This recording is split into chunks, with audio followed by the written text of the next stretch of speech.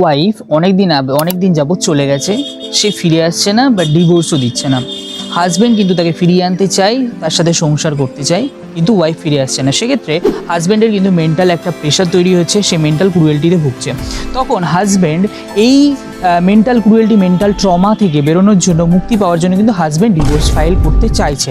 তখন হাজব্যান্ডের প্রথম কাজ হবে section 9 Hindu marriage act restitution of conjugal রাইটের আন্ডারে একটা কেস ফাইল করার।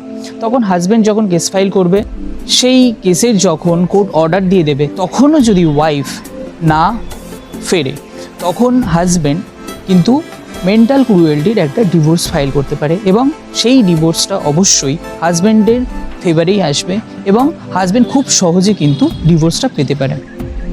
আর এরকমই ছোট ছোট লিগ্যাল ইন্টারেস্টিং টিপস জানতে আমার চ্যানেলটিকে অবশ্যই ইনস্টাগ্রাম এবং ইউটিউবে ফলো করে দেবেন, এবং একটা সাবস্ক্রাইব করে দেবেন, পাশে থাকা বেল আইকনটা অন করে দেবেন, যাতে পরবর্তী ভিডিওগুলো আপনার নোটিফিকেশনে খুব সহজে চলে আসে।